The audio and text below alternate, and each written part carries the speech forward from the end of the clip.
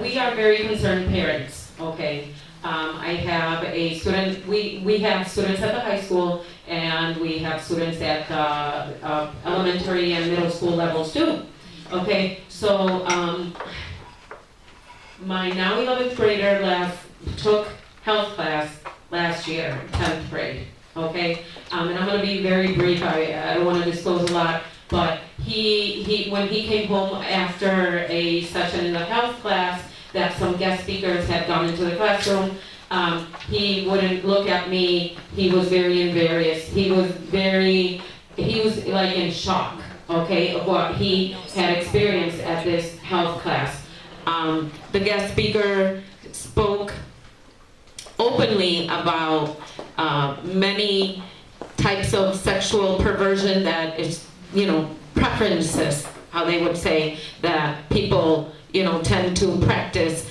And they were presented, he had to work in pairs with a female student, and they were all given, I'm gonna say it, we were all adults, they were given an erected penis, and they were given condoms. Yes, and they were given condoms, and my son had to work with a female student to take the condom out of the bag and put it on the, on the erected penis, because that's the truth. So at our house, his house, my house, we have Christian values, morals, belief. We believe that God created male and female, and he created man to marry woman, at an adequate age. So when he told me this, I did speak with the teacher. The teacher kind of like just dismissed me. He's like, oh, sorry how your son fell. I'm sorry how you fell. I did speak with the school principal, and also, said sorry for how you guys felt, and it was left at that. This year, I think it's the Lord that has awakened me and my brother, because it just, I had forgotten about it, and then it just came back to me, and I said, wait a minute, are these guest speakers going to be going into the classroom this year? Every other student, what they did to my son also. Yes, to both of our sons, okay? So then I called I actually called the superintendent. I actually went to the parent-teacher conference at Jamestown High School. We went, okay, and I explained everything that had happened. And they said, well, we'll look into it, we'll see what's going on. Somebody gave me a number for the person that's in charge of all the teachers for the health department, for the health classes of the Jamestown Public Schools. I did speak with him. His name is Ben Drake, I remember now. He did tell me that he was going to look into it, and actually I had a very long conversation with him, and he also has Christian values and morals, and he told me that nobody had ever mentioned any of this to him. And I said, well, I did speak with the school principal and the teacher, and he had never heard anything. So he said that he was going to put a stop to those people that were coming in from the outside, from another agency, into the school to teach this health deprivation, because it was really, my son was stripped of his innocence that I so long fought for him to keep. At home, and I speak for my house, and I believe my brother is the same way, but I speak for my house. At home, we always look at what they're watching, what movies we watch, what programs they're watching, what videos they're watching. I know I'm taking too long, I'm so sorry. What music they listen to, and because I think that, parents, we have the responsibility to guide our children, okay? So to wrap it up, I did go to the board, school board meeting. We went, and I did speak out and I explained everything. And Rhonda, the clerk, gave me a call a couple days later and told me that the superintendent asked me to send a letter to opt my children out of any of this perversion, sexual immorality. Now, as a Christian, I understand and I know that that's not God's heart and his mind, okay? For me to just safeguard my children, how about the children of everyone else that are not aware of what is going on in the schools, okay? Because we innocently send our children to school and we are thinking that all these sexual deprivation that is going on, it's only happening in California. It hasn't reached us. I've spoken with several families and somebody said, what? That's happening in Jamestown schools? I thought it was only in California or other states. I'm like, no, that is happening right here under our eyes. And we are not aware of it. So it really bothered me that, send a letter in to only exclude your children. No, I want everyone to know that they do have an option to opt out. Because then after the fact that my son was immoralized, embarrassed, and all of this, now you're telling me that I had an option? Parents don't know that we have an option.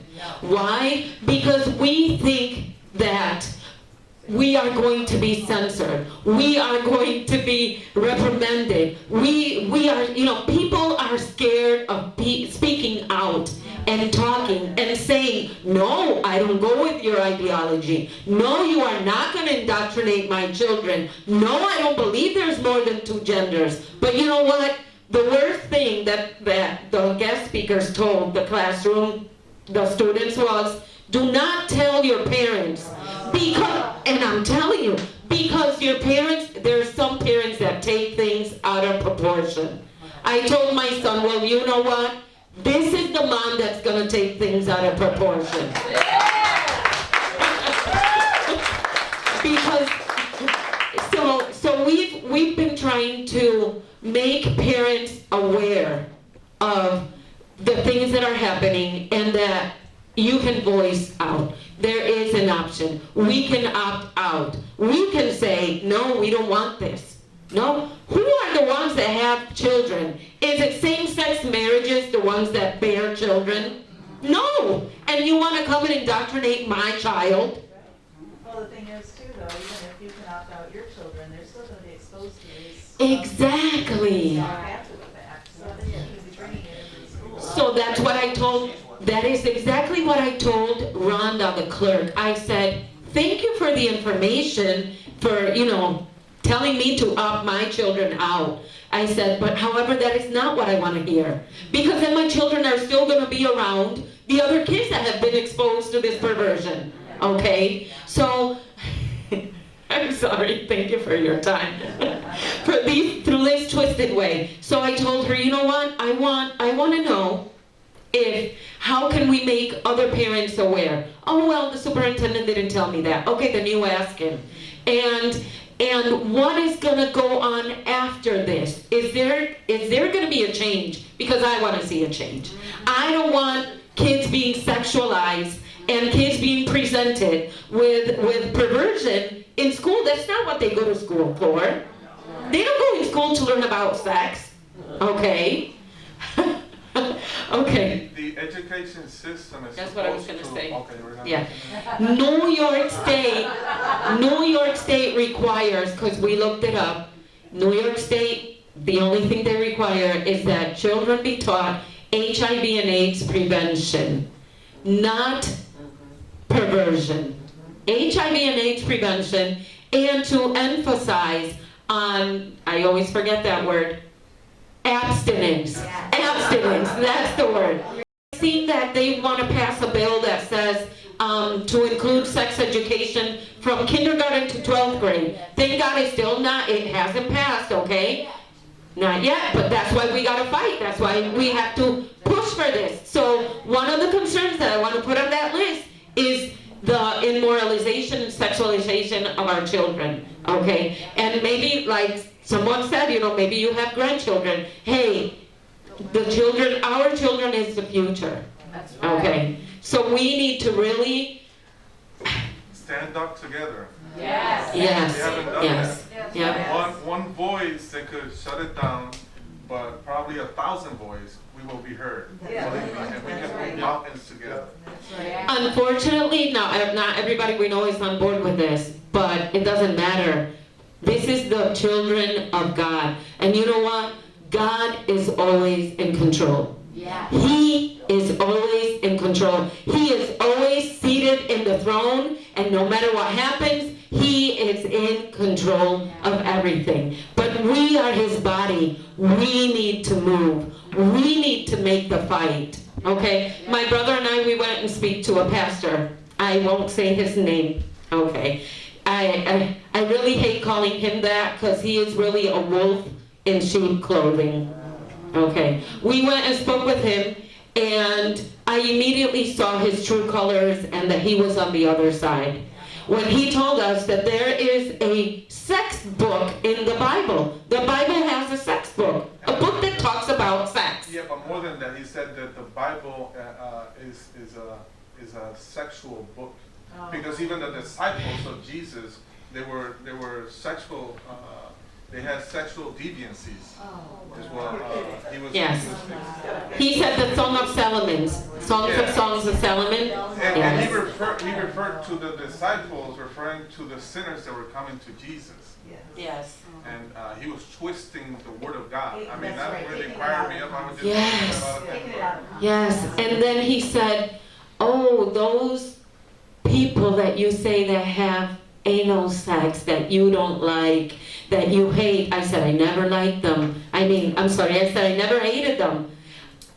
I want them to come to repentance. Amen. Okay? That's what I want. I love everyone.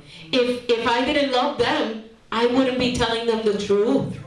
If I tell them a lie, that's when I'm hating them.